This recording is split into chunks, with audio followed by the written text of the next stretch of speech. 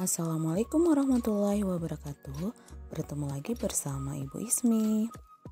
Kali ini kita akan membahas materi gaya dan hukum Newton. Gaya berhubungan dengan keadaan gerak, bentuk, dan ukuran benda. Misal ketika kita mendorong atau menarik gerobak, mendorong meja, menarik ketepel, artinya kita sudah memberikan gaya pada suatu benda. Jadi, apakah yang dimaksud dengan gaya? Gaya artinya adalah tarikan atau dorongan yang menyebabkan suatu benda bergerak. Ketika kita memberi gaya pada suatu benda, maka benda dia menjadi bergerak. Contoh ketika kita mendorong mobil mogok, benda bergerak menjadi diam ketika kita melakukan pengereman pada kendaraan. Merubah bentuk benda ketika kita bermain platisin, merubah arah dan kecepatan benda ketika kita bermain bola bersama teman.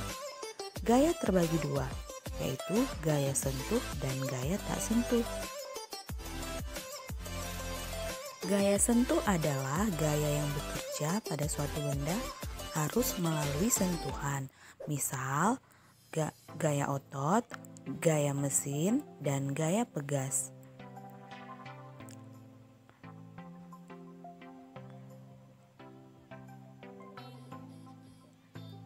Sedangkan gaya tak sentuh adalah gaya yang tidak membutuhkan kontak langsung dengan benda.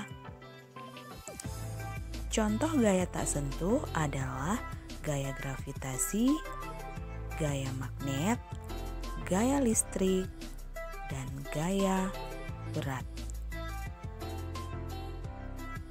Seorang ilmuwan berkebangsaan Inggris merumuskan 3 prinsip dasar tentang hubungan gaya dan gerak.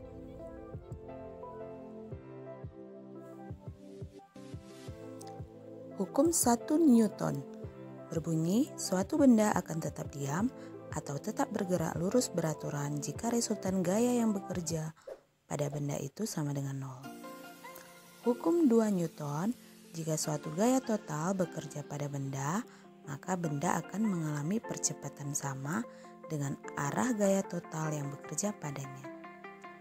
Hukum 3 Newton, ketika sebuah benda memberikan gaya pada benda lain, maka benda kedua akan memberikan gaya pada benda yang pertama dengan sebuah gaya dan kekuatan yang sama, tapi berbeda arah.